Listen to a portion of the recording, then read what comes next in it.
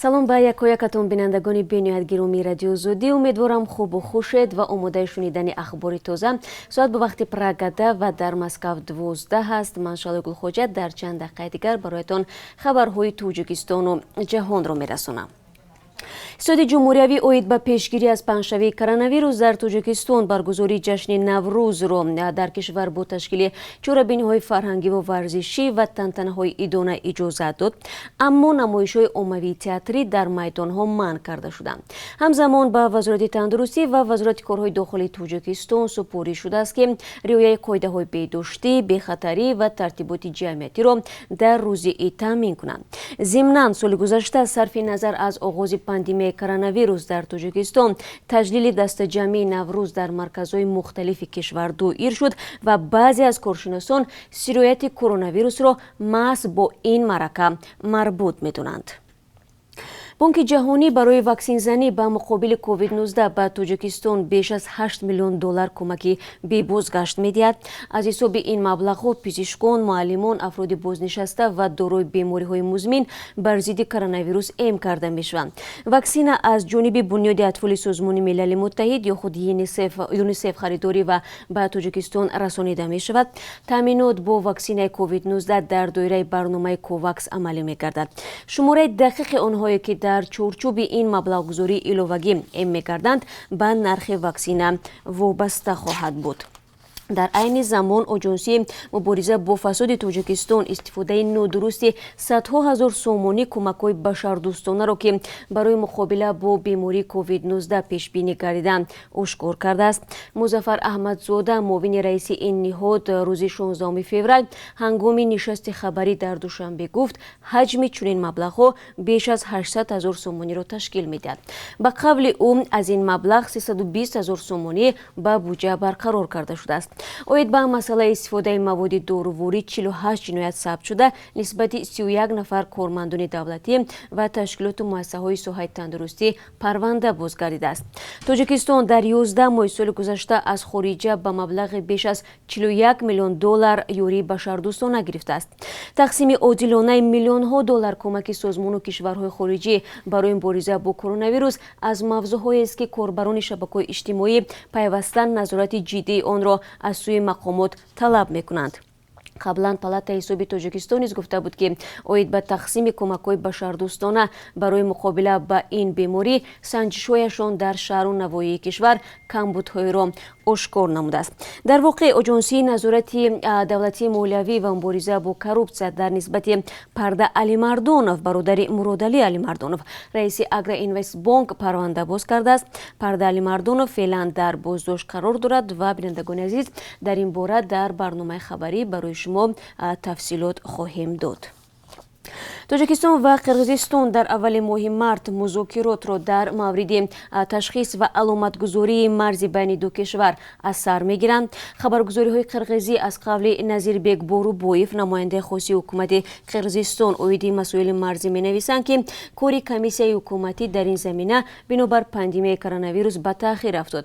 Ин мақомдор аз ҷумла гуфтааст, ки Тоҷикистон ва Қирғизистон ба масъалаи ташхису аломатгузории марз аз соли 2002 шурӯъ карда дар мавриди 60% Сархатт ба мувофиқа расиданд. қисматҳои боқӣ монда мураккабу мушкиланд, аз ин рӯ ҳалли онҳо дар муддати кӯтоҳ ғайриимкон аст, таъкид кардааст Борубоев. Марзи байни Тоҷикистону Қирғизистон 976 километр аст ва то кунун беш аз нисфи он ё 504 километр муайяну аломатгузорӣ шудааст. Азбаски хатти марз аз байни рӯстовуро ва ҳавлии мардум мегузарад, ду тараф бо вуҷуди гузашти солҳо натавонистанд сари минтақаҳои баҳсбарангез ба мувофиқа берасанд ва хатти марзро бикашанд.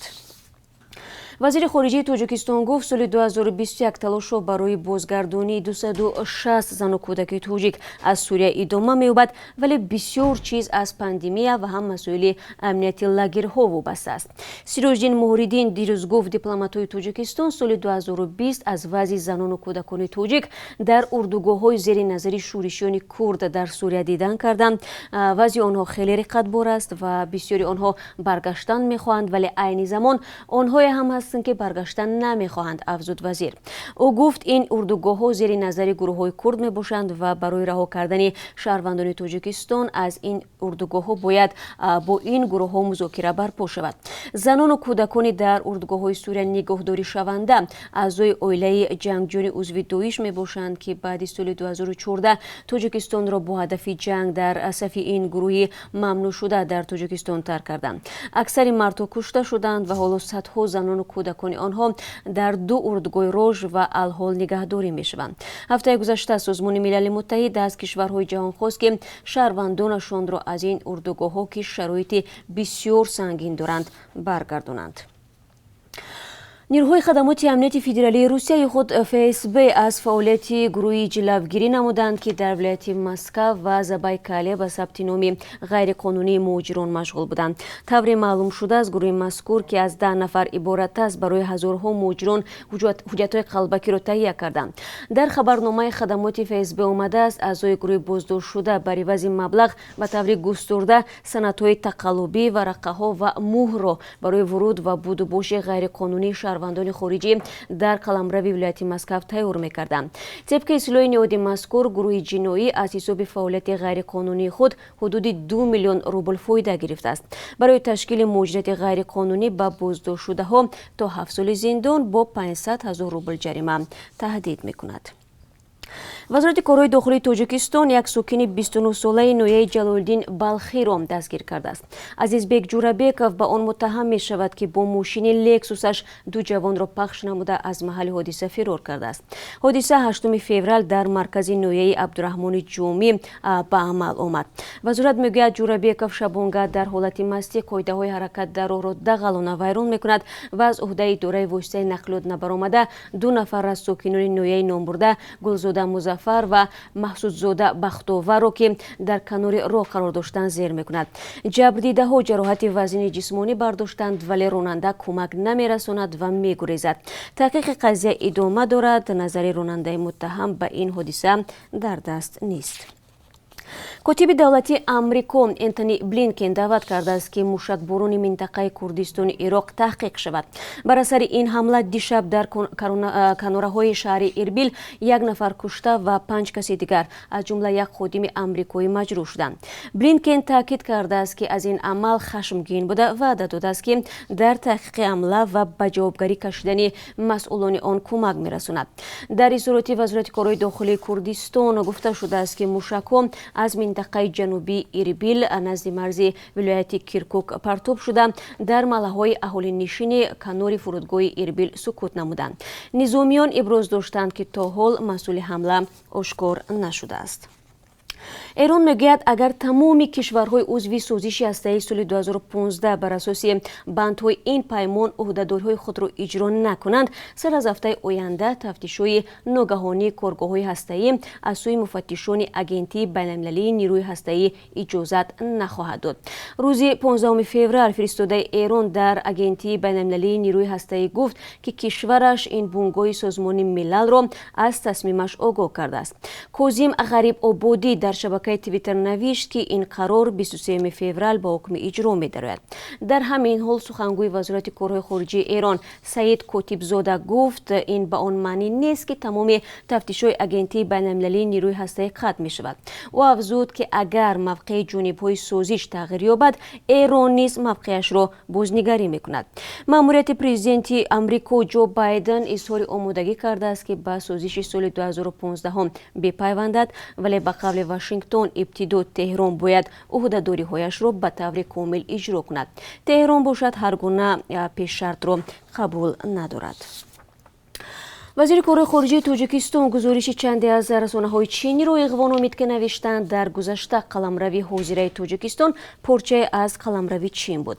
سیروژدین موردین میگوید بعد نشر چنین گزارش‌ها به وزارت کارهای خارجه چین نوت فرستادند و نمایندگان سفارت تاجیکستان با مسئولین رسانه‌های مربوطه ملاقات کردند. او افزود پس از ارسال یادداشت مطالب نشر شده از صفحه رسانه‌های چینی برداشته شدند و وزارت امور خارجه چین هم گفته است این матлабҳо баёнгари мавқеи расмии Пекин нест. мақомоти расмии Чин дар робита ба ин мақолаҳо расман изҳори назар накарданд. соли 2011 давлати Тоҷикистон ба манзури ҳалли масоили марзӣ бо Чин 1158 километр қаламрави худро дар вилояти мухтори кӯҳистони Бадахшон ба ин кишвар дод. ҳарчанд мақомоти тоҷик ҳалли баҳси марзӣ аз ин роҳро дастоварди бузург номиданд, мухолифин онро сахт танқид карданд.